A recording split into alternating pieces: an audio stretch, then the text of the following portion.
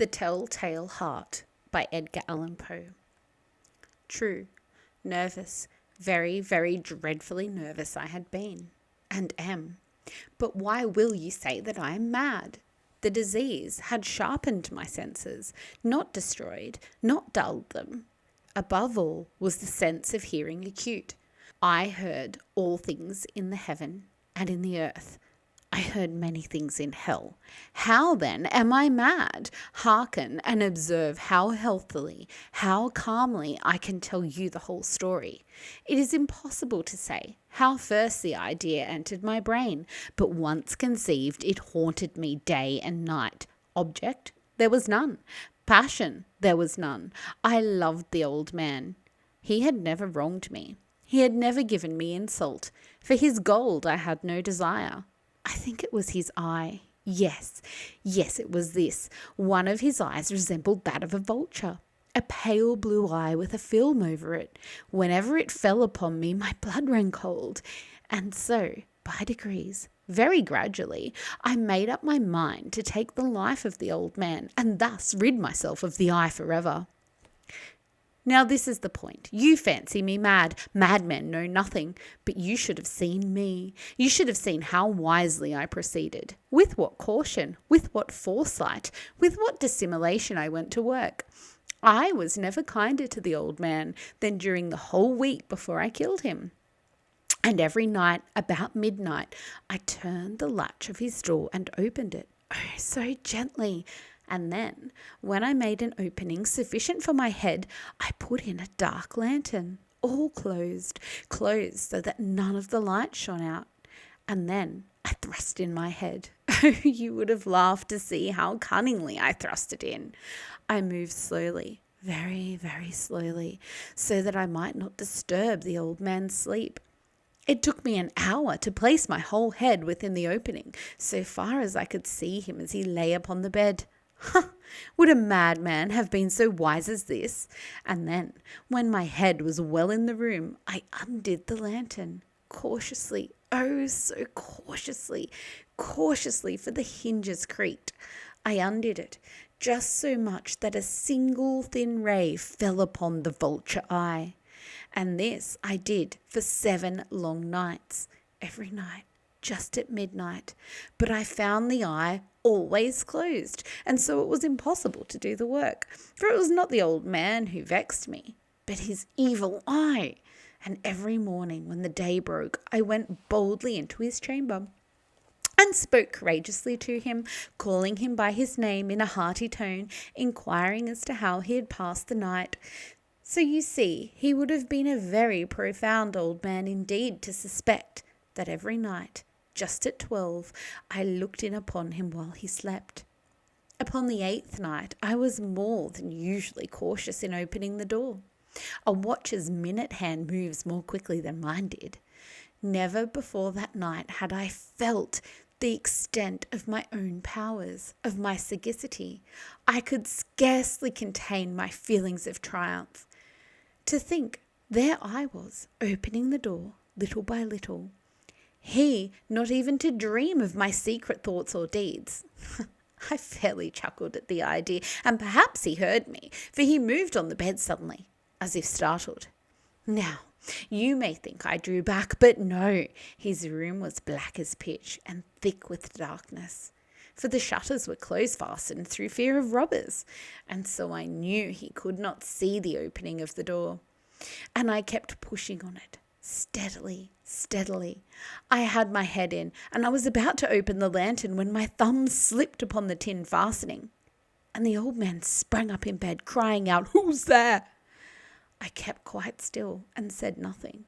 For a whole hour I didn't move a muscle, and in the meantime I did not hear him lie down. He was still sitting up in bed, listening, just as I have done, night after night, hearkening to the death watches in the wall. Presently I heard a groan, and I knew it was the groan of mortal terror. It was not a groan of pain or grief, oh no. It was the low, stifled sound that arises from the bottom of the soul when overcharged with awe. I knew the sound well. Many a night, just at midnight, when all the world slept, it has welled up from the bottom of my own bosom, deepening with its dreadful echo the terrors that distracted me. I say I knew it well. I knew what the old man felt and pitied him, although I chuckled at heart. I knew he'd been lying there awake ever since the first slight noise when he turned in the bed. His fears had been ever since growing upon him. He'd been trying to fancy them causeless, but could not. He had been saying to himself, "It's nothing but the wind in the chimney. It's only a mouse crossing the floor, or it's merely a cricket that's made a single chirp." Yes, he had been trying to comfort himself with these suppositions, but he had found them all in vain, because death, in approaching him, had stalked with its black shadow before him and enveloped the victim. And it was the mournful influence of the unperceived shadow that caused him to feel, although he neither saw nor heard, to feel the presence of my head within the room. When I had waited a long time, very patiently, without hearing him lie down, I resolved to open a very, very little crevice in the lantern. So I opened it. You cannot imagine how stealthily, until at length a single dim ray, like the thread of a spider, shot out from the crevice and fell upon the vulture eye. It was open. Wide open, and I grew furious as I gazed upon it. I saw it with perfect distinctness, all dull blue, with a hideous veil over it that chilled the very marrow of my bones. But I could see nothing else of the old man's face or person, for I had directed the ray, as if by instinct, precisely on the damned spot. And now, have I not told you, what you mistake for madness is but an overacuteness of the senses. Now I say there came to my ears a low, dull, quick sound, such as a watch makes when enveloped in cotton. I knew that sound well too. It was the beating of the old man's heart. It increased my fury, as the beating of the drum stimulates the soldier into courage. But even yet I refrained and kept still. I scarcely breathed. I held the lantern motionless. I tried how steadily I could maintain the ray upon the eye. Meantime, the hellish tattoo of the heart increased. It grew quicker and quicker and louder every instant. The old man's terror must have been extreme. It grew louder, I say, louder every moment. Do you not mark me well? Have I told you that I am nervous? So I am. And now, at the dead hour of night, amid the dreadful silence of that old house, so strange a noise as this excited me to uncontrollable terror. Yet for some minutes longer I refrained and stood still. But the beating grew louder. I thought the heart must burst, and now a new anxiety seized me. The sound would be heard by a neighbour. The old man's hour had come. With a loud yell, I threw open the lantern and leapt into the room. He shrieked once only. In an instant, I dragged him to the floor, pulled the heavy bed over him, and then I smiled gaily to find the deed so far done. But for many minutes the heart beat on with a muffled sound. This, however, did not vex me. It would not be heard through the wall. At length it ceased. The old man was dead. I removed the bed to examine the corpse. He was stone dead. I placed my hand upon the heart and held it there many minutes. There was no pulsation. He was stone dead. His eye would trouble me no more. If you still think me mad, you will think so no longer when I describe with the wise precautions I took for the concealment of the body. The night waned, and I worked hastily, but in silence. First of all, I dismembered the corpse. I cut off the head, the arms, the legs. Then I took up 3 planks from the flooring of the chamber and deposited all between the scantlings. I then replaced the boards so cleverly, so cunningly, that no human eye, not even his, could have detected anything wrong. There was nothing to wash out, no stain of any kind, no blood spot whatever.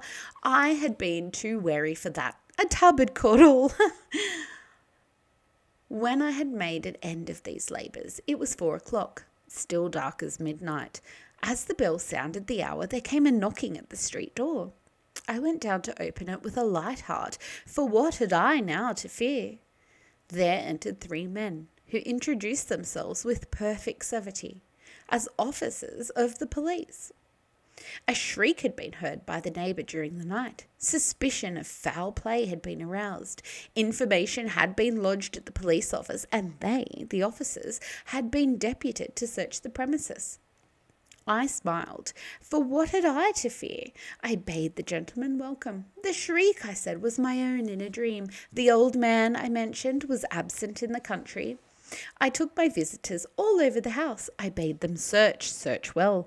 I led them at length to his chamber. I showed them his treasures, secure, undisturbed. In the enthusiasm of my confidence, I brought chairs into the room and desired them here to rest from their fatigues, while I myself, in the wild audacity of my perfect triumph, placed my own seat upon the very spot beneath which reposed the corpse of the victim. The officers were satisfied. My manner had convinced them. I was singularly at ease. They sat, and while I answered cheerily, they chatted of familiar things. But ere long, I felt myself getting pale, and wished them gone.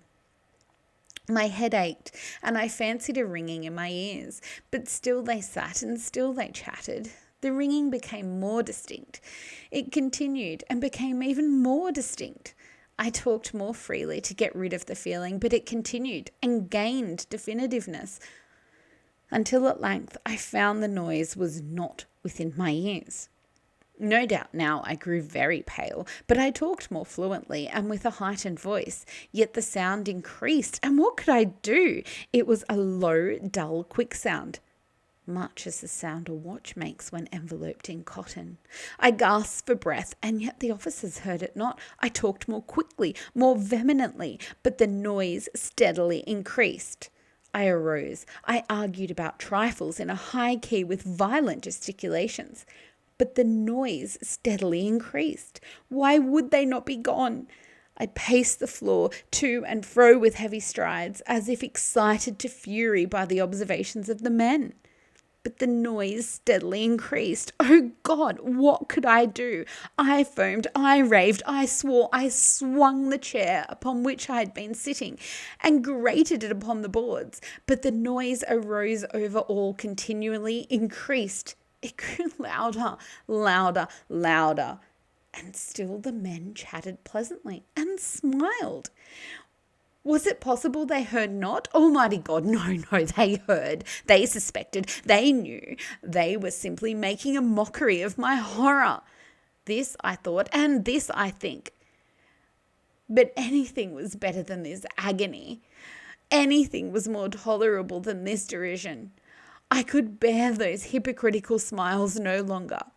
I felt I must scream or die, and now, again, hark, louder. Villains, I shriek, dissemble no more. I admit the deed. Tear up the planks. Here, it is the beating of his hideous heart.